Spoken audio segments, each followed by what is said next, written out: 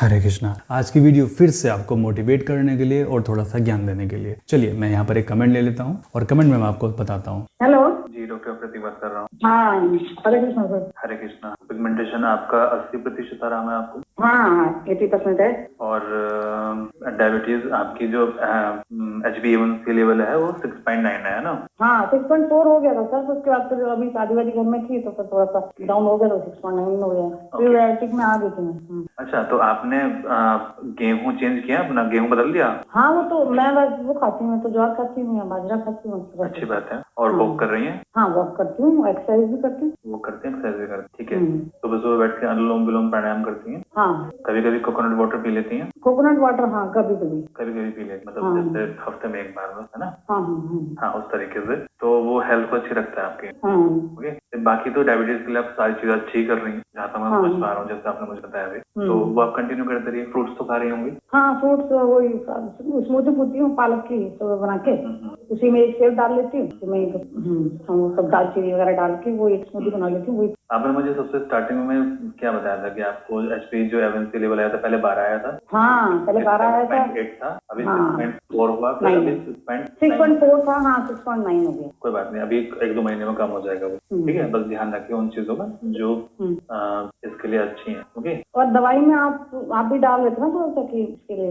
हाँ वो मैं दे रहा था, अभी दोबारा से दे दूंगा मैं आपको। पिगमेंटेशन में किस तरह से आराम हो आपको?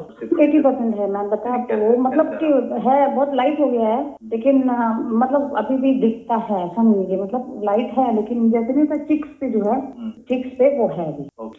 ठीक, चलिए ठीक है, मैं यहाँ से दवाई भेज देता हूँ। तो आपने बताया था पिछली बार कि हफ्ते वीक में मतलब कि दिन में एक बार खाना, 2 बार 2। ठीक है, तो यहाँ पर मैंने ये जो कमेंट लिया है, इनको डायबिटीज़ भी है। पहले इनका जो HbA1c लेवल है वो 12 था। आप में से कई लोगों को डायबिटीज़ के बारे में नॉलेज रखते होंगे, क्योंकि आजकल सभी घरों में डायबिटीज़ होती है। इनका HbA1c लेवल पहले 12 था। ट्रीटमेंट जब इनको डायबिटीज़ डायग्नोस हुआ था, अभी ये ट्रीटमेंट कर रही हैं, फिर इनका HbA1c लेवल 6.4 आया, और अभी इनके घर में शादी थी तो थोड़ा सा इन्होंने परहेज नहीं कर पाई है, तो वो 6.9 हो गया। यानी कि डायबिटीज़ अब इनकी धीमे धीमे करके रिवर्स हो रही है। पिगमेंटेशन में 80% इनको आराम। डाइट फॉलो कर रही है, मेडिसिन ये कर रही हैं, बाकी चीज़ों भी जो चल रही हैं इनकी, उन सब चीज़ों में धीमे धीमे करके आराम। ठीक है, तो आपने देखा कि अगर आप प्रॉपर डाइट को फॉलो करते हैं, प्रॉपर मेडिसिन आप लेते हैं। दूसरी बात है कि अगर आप स्ट्रेस नहीं लेते, सबसे इंपॉर्टेंट चीज़ ये, और अगर आपके शरीर के अंदर ऐसा कारण है जो कि बहुत तेजी से उसको सॉल्व कर सकते, तो आपका पिगमेंटेशन बहुत तेजी से, बहुत जल्दी से सॉल्व हो जाता है। और कई लोग ऐसे होते हैं कि जिनको बहुत धीमे धीमे इफेक्ट मिलता है जाके, कई बार 6 महीने बाद, कई बार साल भर बाद में जाके इफेक्ट मिलता है। कई लोग ऐसे होते हैं कि जिनको 1 महीने के अंदर अंदर बहुत अच्छे से इफेक्ट मिल जाता है। हमारे पास में, मतलब मेरे नॉन में जितने भी मैं जानता हूँ, वो मेरे से ट्रीटमेंट ले रहे हैं या फिर डाइट फॉलो कर रहे हैं या फिर देसी घी लगा रहे हैं। मैंने अभी कल एक कमेंट पढ़ा,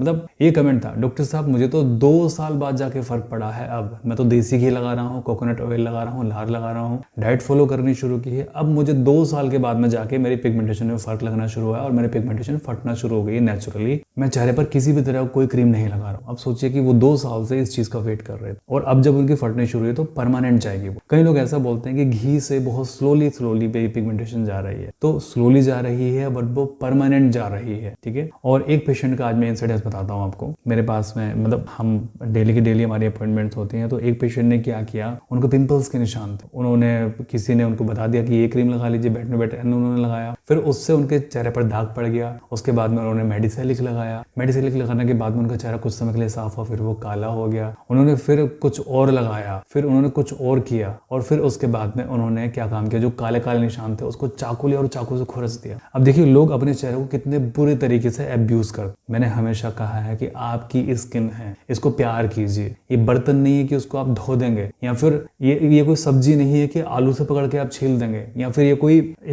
कोई बर्तन पे लगी हुई गंदगी नहीं है कि नींबू पे आप नमक लगा के इसको रगड़ देंगे तो हट जाएगा। वो खराब हो जाएगा, चेहरा आपका जल जाएगा। और जो लोग इस तरह का सजेशन देते हैं ना आपको कि नींबू के ऊपर आप ये नमक लगा के रगड़ लीजिए अपने चेहरे को, उन लोगों को तो कुछ भी नहीं बिगड़ेगा। आपका चेहरा जो अभी फिलहाल है और जो सही हो सकता है फिलहाल डाइट के माध्यम से, मेडिसिन के माध्यम से, या फिर योग के माध्यम से, वो फिर किसी भी तरीके से सही नहीं हो पाएगा। फिर तो उसका जो अंतिम इलाज होता है वो प्लास्टिक सर्जरी होता है। मत किया कीजिए ये सारी की सारी चीजें। अगर आपको कुछ घरेलू चीज करनी है, पहले मुझसे आके पूछ लिया कीजिए कमेंट बॉक्स में कि डॉक्टर साहब ये चीज करें कि ना करें। असिस्टेंट को कॉल करके पता कर लिया कीजिए, क्योंकि उन्हें भी आजकल इतनी नॉलेज हो गई है, वो बता सकती हैं कि ये चीज़ आपके लिए हेल्पफुल है कि हार्मफुल है, क्योंकि वो डेली दिन रात पेशेंट से बात करती रहती हैं। वो चाहे हमसे ट्रीटमेंट लें या ना लें वो अलग बात है, बट वो डेली के डेली पेशेंट को गाइड करती रहती हैं। वो जानती हैं, ठीक है। मान लीजिए अगर 100 पेशेंट दिन में कॉल कर रहे हैं तो मतलब 100 के 100 की वो प्रॉब्लम सुनती हैं कि उनको हुआ क्या है, किस तरह से उनको पिगमेंटेशन हुआ है। ओके, वो उनको एक्सपीरियंस है उस चीज़ का कि कितने लोगों ने किस तरह से अपने चेहरे को खराब किया है। तो आपको तो वो सजेशन दे ही सकती हैं, है ना, और फ्री ऑफ कॉस्ट है वो सारी चीज़ें। ओके, आप उनसे सजेशन लीजिए, वो फ्री ऑफ कॉस्ट है। मेरे से आप बात करेंगे तो कंसल्टेशन फीस है उसके लिए। ओके, तो चलिए मैं फिर से आपको मिलता हूँ किसी अन्य वीडियो में। मैं प्रार्थना करता हूँ कि आप सभी लोग स्वस्थ रहें। मैं प्रार्थना करता हूँ कि आपका परिवार हमेशा स्वस्थ रहे। परमात्मा सभी का भला करे।